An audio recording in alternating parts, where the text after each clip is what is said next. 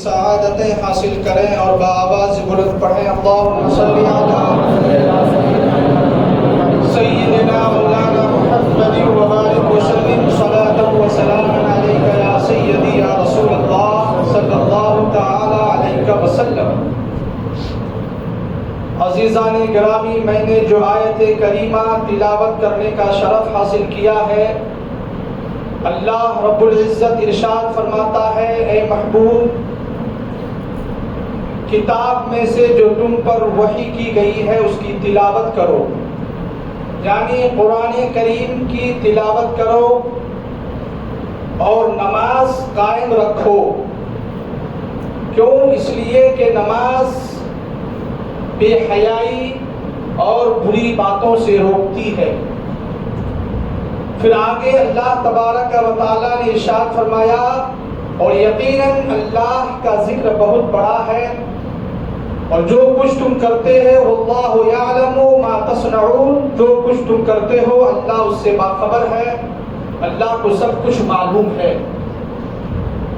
اس آیت کریمہ میں اللہ تبارک و تعالیٰ نے سب سے پہلے اپنے حبیب مکرم صلی اللہ تعالی علیہ وسلم کو تلاوت قرآن کا حکم عطا فرمایا۔ یہ خطاب اگرچہ آقا کریم صلی اللہ تعالی علیہ وسلم سے ہے، لیکن اس کے جو مخاطبین ہیں وہ صبح قیامت تک کے مومن مسلمان لوگ ہیں۔ تو اللہ تبارک و تعالیٰ نے سب سے پہلے تلاوت قرآن کا حکم فرمایا، اس کے بعد اللہ تبارک و تعالیٰ نے نماز قائم کرنے کا، نماز قائم رکھنے کا حکم دیا۔ پھر نماز سے جو نتیجہ اخذ ہوتا ہے، نماز سے جو فائدہ ملتا ہے، اللہ نے مختصر انداز میں اس فائدے کو بھی بیان کر دیا کہ نماز قائم رکھو، اس لیے کہ نماز انسان کو بے حیائی اور بری باتوں سے روکتی ہے۔ پھر اللہ نے اپنے بندے کو یہ خبر عطا فرمائی کہ جان لو کہ اللہ کا ذکر بہت بڑا ہے۔ ذکر سے مراد یا تو اللہ کی بارگاہ میں تسبیح و تحلیل ہے، اور بعض مفسرین نے فرمایا کہ ذکر سے مراد نماز ہے۔ تو نماز بھی اللہ تبارک و تعالیٰ کا ایک ذکر ہے۔ تو اللہ کا ذکر بہت بڑا ہے، اور آگے اللہ نے اپنے بندوں کو تنبیہ فرمائی، واللہ یعلم ما تصنعون، اور جو کچھ تم کرتے ہو اللہ اس سے باخبر ہے۔ اللہ سب کچھ جانتا ہے، سب کچھ دیکھ رہا ہے۔ تو جس طرح انسان عمل کرے گا، جیسا عمل کرے گا، ایسا ہی اللہ تبارک و تعالیٰ اس کے ساتھ سلوک فرمائے گا۔ تو اس آیت کا یہ مختصر انداز میں اس کا مطلب اور مفہوم ہے، لیکن اس کو جب پھیلایا جائے تو کئی ہفتے اس کو بیان کرنے میں لگ جائے۔ تو آج میں اس کا جو پہلا چیپٹر ہے تلاوت قرآن، اس کے تعلق سے میں دو چار باتیں، مفید باتیں آپ کو بتاؤں گا۔ اس کے بعد انشاءاللہ اگلے جمعہ سے نماز پڑھنے کے جو بشارتیں ہیں، نماز پڑھنے کے جو فوائد ہیں، اس کے احکام ہیں، وہ بیان کروں گا۔ پھر نماز چھوڑنے کے جو وعیدیں ہیں، پھر اس کو بیان کیا جائے گا۔ پھر اس کے بعد نماز کے ضروری مسائل جن کے بغیر لوگوں کی نماز ضائع ہو جاتی ہے، نماز صحیح نہیں ہوتی ہے، پھر وہ آپ کو مسائل انشاءاللہ بیان کیے جائیں گے۔ درود پاک پڑھ لیجیے ایک مرتبہ، اللہم صلی علی سیدنا محمد وبارک وسلم، صلاۃ و سلام علیک یا سیدی یا رسول اللہ صلی اللہ تعالی علیہ وسلم۔ یقیناً قرآن مقدس اللہ تبارک و تعالیٰ کی وہ مقدس کتاب ہے جس کی ہر ہر آیت، جس کا ہر ہر لفظ ہمارے لیے منارہ نور و ہدایت ہے۔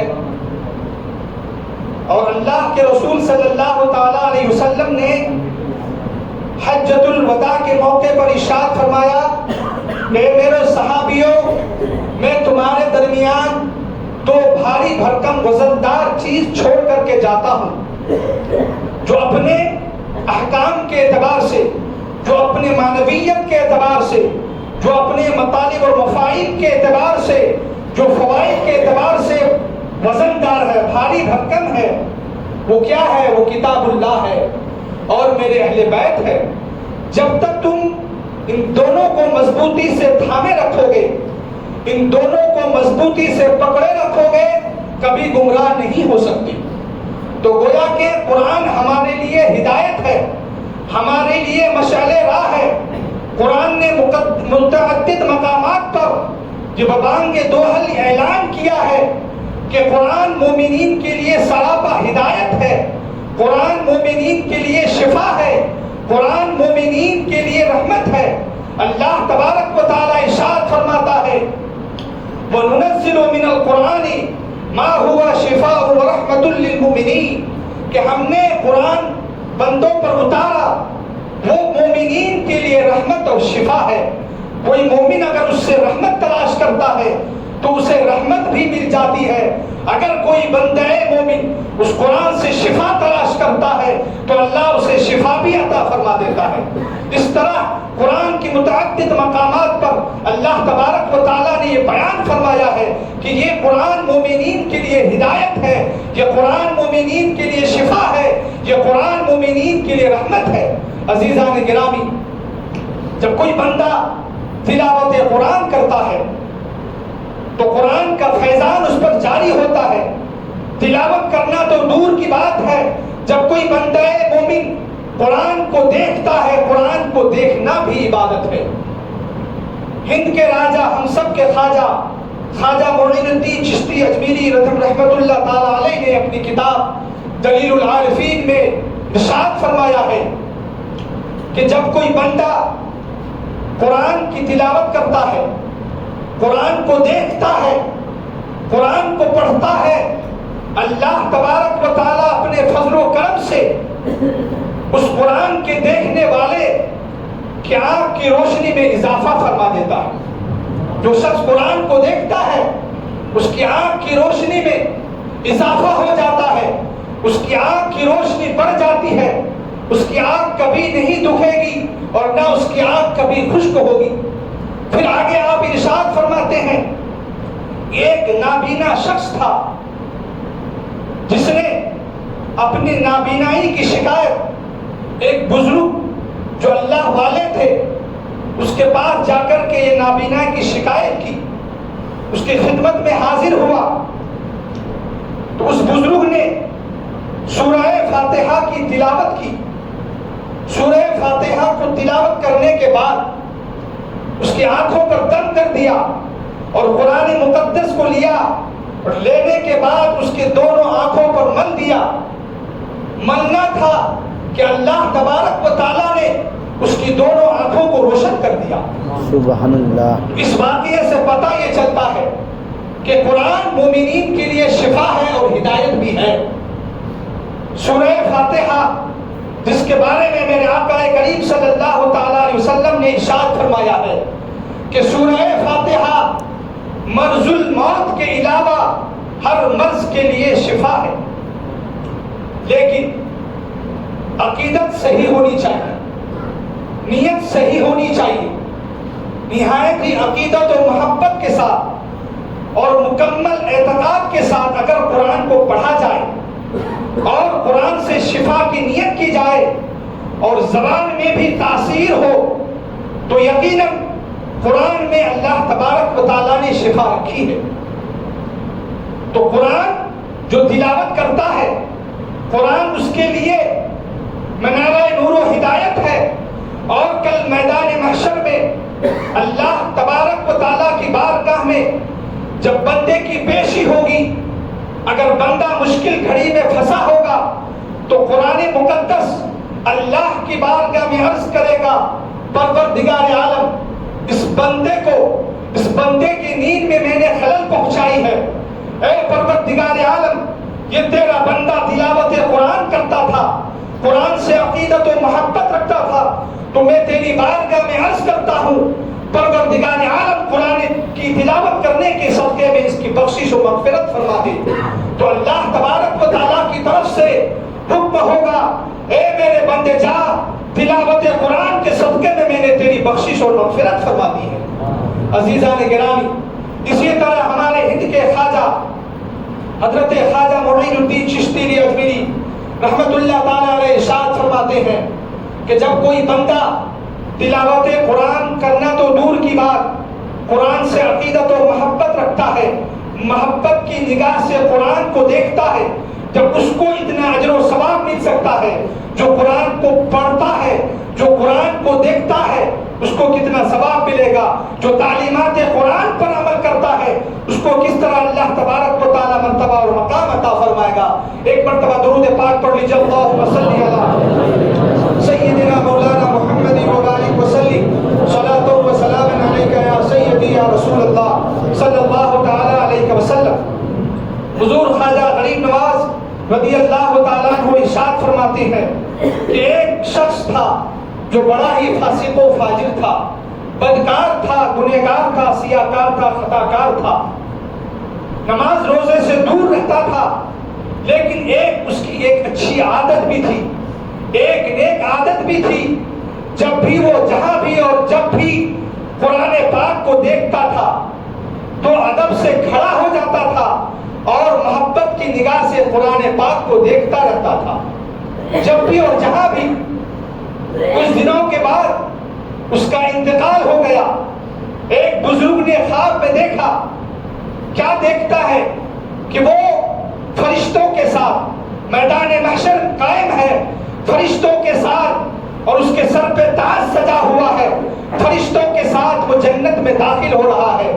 اس بزرگ نے پوچھا، ٹھہر جا، تو دنیاوی زندگی میں بدکار تھا، گنہگار تھا، خطاکار تھا، لیکن اللہ تبارک و تعالیٰ نے تجھے یہ نصیب کیسے عطا فرمائی ہے، یہ مرتبہ اور مقام تجھے کیسے اللہ نے عطا فرمایا ہے؟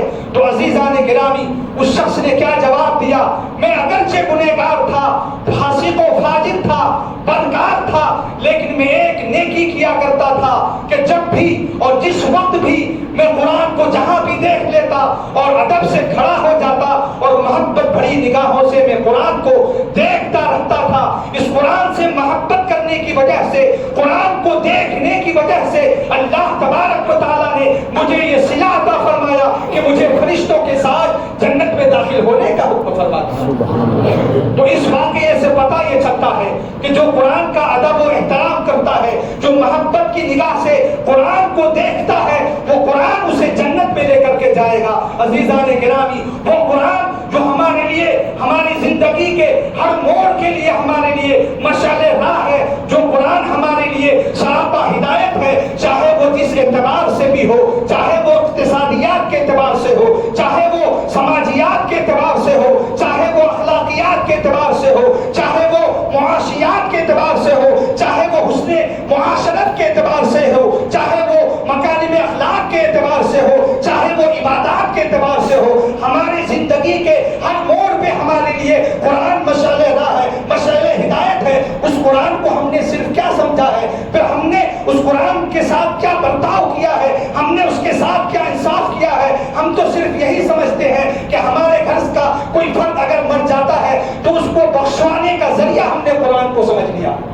صرف قرآن خوانی ہوتی ہے، کوئی مر جاتا ہے، کوئی اس دنیا سے فوت ہو جاتا ہے، اسے ایصال ثواب کرنا ہوتا ہے، اسے بخشوانا ہوتا ہے، تب ہم جا کر کے قرآن کو کھولتے ہیں، قرآن کی تلاوت کرتے ہیں۔ کیا قرآن ہمارے لیے اسی لیے اترا ہے؟ ہرگز ہرگز نہیں۔ قرآن ہماری زندگی کے لیے، ہماری زندگی کے ہر موڑ کے لیے قرآن ہمارے لیے آئیڈیل ہے۔ عزیزان گرامی، ہم نے دیکھا، تاریخ کا مطالعہ کرو تو معلوم ہوگا کہ ہمارے جو اسلاف تھے، ہمارے جو بزرگ تھے، جو پہلے کے مسلمان تھے، وہ باعزت تھے اور وہ کامیابی اور کامرانی پر پہنچے ہوئے تھے۔ اللہ نے انہیں کامیابی کیوں عطا فرمائی تھی؟ جب ہم تاریخ کا مطالعہ کرتے ہیں کہ وہ قرآن سے محبت بھی کرتے تھے اور تعلیمات قرآن پر عمل بھی کرتے تھے۔ یہی وجہ ہے کہ جب وہ تعلیم قرآن پر عمل کرتے تھے، قرآن سے محبت کرتے تھے، تو دنیا گواہ ہے کہ پوری دنیا کو ہمارے مسلمانوں نے پیارے اسلام کے سامنے جھکا دیا تھا۔ لیکن آج ہم مسلمان ہیں، آج ہم ذلیل و خوار ہو رہے ہیں، ذلت و رسوائی ہماری پہچان بن گئی ہے، جگہ جگہ پر ہمیں پریشان کیا جا رہا ہے، ہمیں ستایا جا رہا ہے، آج ہم غیروں کی حکومت کے غلام بن چکے چکے ہیں، آج ہمیں ستایا جا رہا ہے۔ اس کی وجہ کیا ہے کہ ہم قرآن سے الگ ہیں، تعلیمات قرآن ہم نے چھوڑ دیا ہے۔ اسی وجہ سے آج ہم ذلت اور رسوائی اٹھا رہے ہیں، اسی وجہ سے ہم ستائے جا رہے ہیں، اسی وجہ سے ہم پریشان کیے جا رہے ہیں۔ عزیزان گرامی، جب ہم تاریخ کا مطالعہ کرتے ہیں، ہمارے مسلمان تھے جو ہر مقام پر قرآن کا نام لے کر، قرآن کی تعلیمات پر عمل کر کے ہر مقام پر وہ فتح، ظفر اور کامیابی، وہ کامرانی حاصل کرتے ہوئے نظر آتے تھے۔ آج ہم ہیں، ہم ناکام ہیں، ہم رونا روتے ہیں کہ ہمارے ساتھ پریشانی ہے، ہم پر ظلم و تشدد کیا جا رہا ہے، ہمیں ظلم کا نشانہ بنایا جا رہا ہے۔ عزیزان گرامی، دیکھا جائے تو ہمارے اندر کمی ہے، ہمارے اندر خامی ہے۔ اگر ہم اپنے آپ پر غور کریں، اپنے اندر جھانک کر کے دیکھیں تو ہمیں اپنی ذلت اور رسوائی کے بارے میں ہمیں خود پتا چلے گا کہ ہم جو ذلت ہو رہے ہیں، ہم جو ذلیل ہو رہے ہیں، اس کی وجہ کیا ہے۔ یہ شعر ایک شاعر نے پیش کیا ہے، وہ شعر ہم پر بخوبی شادی کا رہا ہے۔ آج کے زمانے کے اعتبار سے شاعر نے کیا کہا ہے، بڑے ہی اچھے انداز میں کہا ہے کہ اگر درس قرآن اگر ہم نے نہ بھلایا ہوتا، درس قرآن اگر ہم نے نہ بھلایا ہوتا، یہ زمانہ نہ زمانے نے دکھایا ہوتا۔ آج زمانے میں جو ہم دیکھ رہے ہیں، ہم ستائے جا رہے ہیں، ہم پر ظلم کیا جا رہا ہے، یہ زمانہ ہمیں دیکھنا نہ پڑتا تو درس قرآن اگر ہم نے نہ بھلایا ہوتا، یہ زمانہ نہ زمانے نے دکھایا ہوتا۔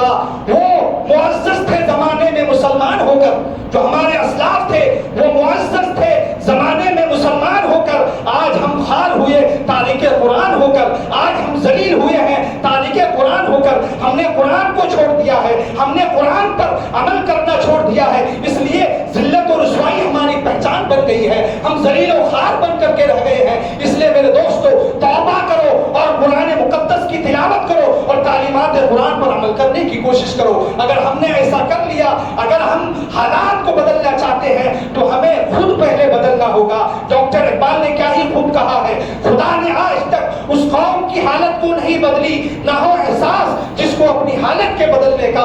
ہمیں اپنے اندر کا احساس کو جگانا ہوگا، ہمیں اپنی حالت کو بدلنا ہوگا۔ پھر جب ہم اپنی حالت کو بدل لیں گے، اللہ تبارک و تعالی ہماری حالت کو بدل دے گا۔ اگر ہم چاہتے ہیں کہ ہماری حالت میں تبدیلی ہو، ہم جیسے پہلے کامیاب تھے ویسے آج بھی ہم کامیاب ہو، تو ہمیں اپنی حالت کو بدلنا ہوگا، تعلیمات قرآن پر عمل کرنا ہوگا، قرآن سے محبت کرنا ہوگا، قرآن سے عقیدت رکھنا ہوگا اور قرآن کو اپنے لیے آئیڈیل سمجھنا ہوگا، تب جا کر کے ہم کامیاب اور کامران ہو سکتے ہیں۔ تو ہمیں چاہیے کہ ہم قرآن کو مضبوطی سے تھامیں، قرآن پر عمل کریں، تعلیمات قرآن پر عمل کریں۔ اب میں اللہ تبارک و تعالی ہم سب کو ان سب باتوں پر عمل کرنے کی توفیق عطا فرمائے۔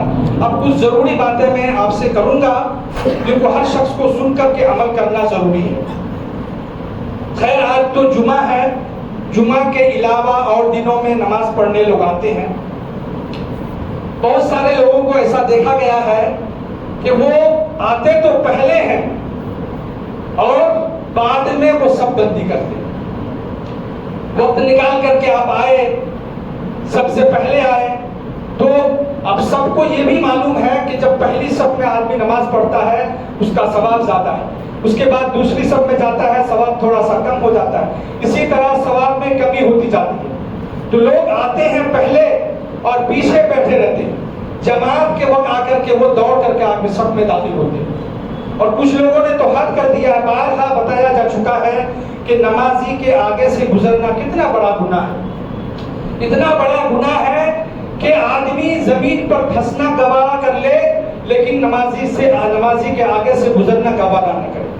حدیث میں یہ بتایا گیا، یہاں تک کہ بتایا گیا کہ 40 سال کھڑا رہنا گوارا کرے لیکن نمازی کے آگے سے گزرنا گوارا نہ کرے۔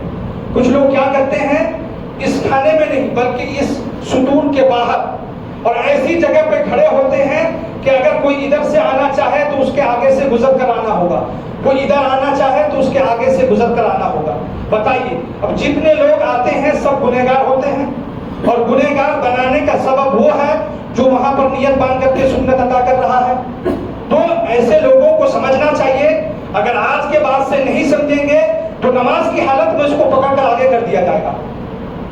سمجھیے، مسئلے ہیں، خود گناہ بھی کرنے آتے ہیں نماز پڑھنے، ثواب کمانے لیکن ہم گناہوں کا ذخیرہ کر کے لے کے جاتے ہیں. کتنے افسوس کی بات ہے.